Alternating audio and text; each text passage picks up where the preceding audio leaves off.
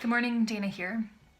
At the very beginning of this shutdown of North America, there was a poem that was floating around the internet by a woman named Lynn Ungar. Her poem is called Pandemic, and the very first line says this: "What if you thought of it as the Jews consider the Sabbath, the most sacred of times?" Now, I recognize that for some of you, this is a forced Sabbath, your forced joblessness, and it's not what you wanted. For others of you, this didn't change anything in terms of your rhythms. And for others of you, you have already mentioned that this ceasing from activity and work has been a real gift for you in terms of rest and connecting with your family. For others of you, it is definitely not a period of rest as you're working on the front lines. However, we are moving into the weekend, into Sunday, which is typically our day of rest. And so I think it's helpful for us to reflect on this notion that maybe rest and Sabbath are important. And so I'm going to read a few passages from the book Sabbath by Wayne Muller. He says this: "In the relentless busyness of modern life, we have lost the rhythm between work and rest. All life requires a rhythm of rest. There is a rhythm in our waking activity and the body's need for sleep. There is a rhythm in the way day dissolves into night and night into morning. There is a rhythm as the active growth of spring and summer is quieted by the necessary dormancy of fall and winter. There is a tidal rhythm, a deep, eternal conversation between the land and the great sea. In our bodies, the heart perceptibly rests after each life-giving beat. The lungs rest between the exhale and inhale. We have lost this essential rhythm. Our culture invariably supposes that action and accomplishment are better than rest, that doing something, anything, is better than doing nothing at all. Because of our desire to succeed, to meet these ever-growing expectations, we do not rest.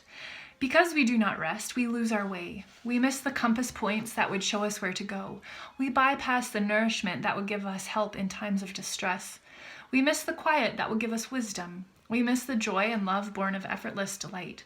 Poisoned by this hypnotic belief that good things come only through unceasing determination and tireless effort, we can never truly rest, and for want of rest, our lives are in danger. In our drive for success, we are seduced by the promises of more money, more recognition, more satisfaction, more love, more information, more influence, more possessions, more security. Even when our intentions are noble and our efforts sincere, even when we dedicate our lives to the service of others, the corrosive pressure of frantic overactivity can nonetheless cause suffering in ourselves and others. A so-called successful life has become a violent enterprise. We make war on our own bodies, pushing them beyond their limits. War on our children because we cannot find enough time to be with them when they are hurt and afraid and need our company. War on our spirit because we are too preoccupied to listen to the quiet voices that seek to nourish and refresh us. War on our communities because we are fearfully protecting what we have and do not feel safe enough to be kind and generous. War on the earth because we cannot take the time to place our feet on the ground and allow it to feed us, to taste its blessings and to give thanks. It becomes a standard greeting everywhere: "I am so busy." We say this to one another with no small degree of pride, as if our exhaustion were a trophy, our ability to withstand stress a mark of real character. I think that one of the things that's important for us to remember is that Sabbath and rest is given to us by the Creator as a gift. And when we rest, when we not only cease from work but learn to delight in our lives, remember to give thanks for what it is that we have, we find that in rest and in Sabbath, it is not us who holds the world up, but it is God. We find that things that are important, like beauty and community, are gifts that are given and to be delighted and given thanks for. We find that in ceasing from work, we have enough, and that there are gifts to be discovered that don't come from our own effort and hard work. We also learn that our identity is not as human doers or human givers, but as human beings beings who were given our being and our life by our God, the ultimate giver of life.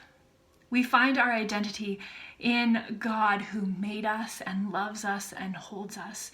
And so we find that rest and Sabbath are a refuge in which we find we are Christ's and Christ is within us. We find that from this place of identity, we can be grounded to, as we have received, to give. And as we have learned of who we are, that we can help and walk alongside others to help them see who they are. In this time of, even if it's just this weekend or